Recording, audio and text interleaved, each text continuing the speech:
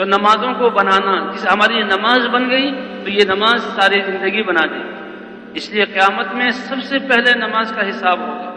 اس لیے بھائی ہم دعوت کے کام پر بھی کھڑا کریں اور پوری کوشش کریں کہ بستی والوں میں سے کوئی بھی بے نمازی نہ رہے۔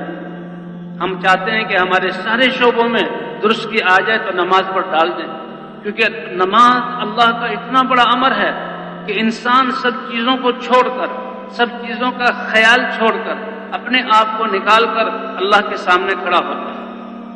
5-10 منٹ کا یہ عمل ہے، دل بھی اللہ کی طرف ایسے عبادت کرو جیسے کہ گویا تم اپنی آنکھوں سے اللہ کو دیکھ رہے ہو۔ اگر یہ حاصل نہیں ہو سکتا تو اتنا تو ہے کہ اللہ مجھے اس نماز پڑھتے ہوئے دیکھ رہا ہے، تو دل بھی اللہ کی طرف متوجہ، زبان سے بھی وہ کلام جو اللہ نے فرمایا، تکبیر، تسبیحات، قرآن کی قراءت، ثنا، سورہ فاتحہ، اور اعضاء بھی جو ہیں جو پابند ہیں اعمال، اب کھڑے ہونا ہے، اب رکوع میں جانا ہے، اب سجدے میں جانا ہے، اور کان بھی کہ امام پڑھ رہا ہے تو اس کی قراءت کی طرف، سارے اعضاء کو نماز میں اللہ کے حکم کا پابند کر دیا۔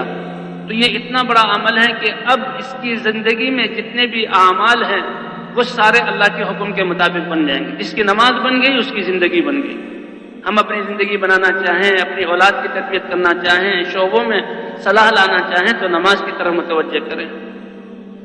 ایک شخص ایمان لایا، صحابی بنے، حضور صلی اللہ علیہ وسلم کی خدمت میں، لیکن کچھ پرانی عادتیں تھیں، چوری یا دوسری وہ بھی کرتے تھے۔ صحابہ کرام نے کہا، اللہ کے رسول فلاں اسلام میں داخل تو ہو گیا، کلمہ تو اس نے پڑھ لیا، لیکن وہ فلاں کام بھی کرتا ہے۔ آپ صلی اللہ علیہ وسلم نے فرمایا کہ وہ نماز پڑھتا ہے، عرض کیا کہ نماز پڑھتا ہے، کہ اس کی نماز ان قریب ان سارے کاموں سے اس کو روک دے گی۔ اور صحابہ کہتے ہیں ہم نے دیکھا کہ نماز کی وجہ سے اس کو جہاں نماز کا اہتمام کرتا، اللہ نے جہاں اس کے دین کو بہت خوبصورت، اسلام کو بہت خوبصورت کر دیا۔ اور قیامت میں سب سے پہلے نماز کا حساب کہ جس کی دیکھو اس کی نماز، اگر اس کی نماز اچھی نکل آئی تو یہ دلیل ہے اس کے باقی اعمال بھی اچھے ہیں، اور خدا نہ خواستہ اگر نماز خراب ہو گئی تو اس کے باقی اعمال بھی بگڑیں گے۔ حضرت عمر رضی اللہ تعالی عنہ کسی شخص کے بارے میں کسی علاقے کی ذمہ داری کا ارادہ فرماتے تو اس کی نمازوں کو دیکھتے تھے۔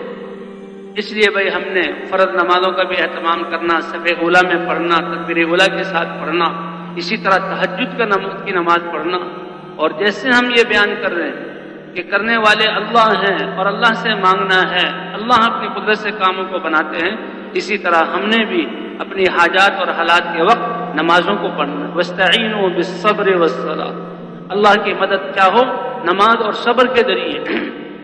نماز، اور جب بھی کوئی حاجت پیش آ جائے فوراً نماز کی طرف متوجہ، اپنے گھر والوں کو نماز کی طرف متوجہ کریں۔ نماز ایسی بڑی طاقت ہے کہ دنیا کی ساری مخلوقات اور سارے اسباب، ساری قوتیں جمع ہو کر جن کاموں کے کرنے سے عاجز ہوں، ایمان والا اللہ سے اپنی نماز کے ذریعے وہ کرا سکتا ہے۔ نماز کے ذریعے حضور صلی اللہ علیہ وسلم کلما حزبہ امر فزع الی الصلاۃ، جب کبھی بھی حضور صلی اللہ علیہ وسلم کو کوئی پریشانی آتی تو فوراً نماز کی طرف دوڑتے تھے۔ غزوہ بدر کے موقع پر حضور صلی اللہ علیہ وسلم تو وہ 40 آدمیوں کا قافلہ جو سامان تجارت لے جا رہا تھا اس کو لینے کے لیے حضور صلی اللہ علیہ وسلم چلے، لیکن اللہ نے اپنی قدرت کو ظاہر کرنا تھا۔ غزوہ بدر کے مقام پر 1000 مکے کے جنگجو پورے ہتھیاروں سے مسلح ہو کر وہ سامنے آ گئے۔ تو حضور صلی اللہ علیہ وسلم کے حضرت ابوبکر صدیق رضی اللہ تعالیٰ عنہ فرماتے ہیں کہ ہم نے حضور صلی اللہ علیہ وسلم کے لیے ایک جھونپڑا بنایا، آپ صلی اللہ علیہ وسلم، عریش کہتے ہیں عربی میں، آج وہاں مسجد عریش کے نام سے بہت بڑی مسجد، اور حضور صلی اللہ علیہ وسلم اللہ کے سامنے نماز میں کھڑے ہو گئے اور رو رہے ہیں اور آنسو بہہ رہے ہیں۔ آپ اللہ کے رسول ہیں، اللہ کے حبیب ہیں، سید المرسلین ہیں، آپ کے ساتھ صحابہ کی جماعت ہے، مدد یقینی ہے، لیکن اس صورت میں بھی امت کو بتلانے کے لیے اور اپنا عمل اللہ کے سامنے رو رہے ہیں نماز میں۔ اے اللہ، اگر یہ جماعت تھوڑی سی جس کو میں لے کر آیا ہوں اگر اس کا صفایا ہو گیا تو پھر محنت پر پانی پھر جائے۔ حضرت ابوبکر صدیق کہ اللہ کے رسول بس کیجئے، اللہ نے آپ کی دعا کو قبول کیا۔ تو بھئی ہر حاجت کے وقت نماز کی طرف متوجہ۔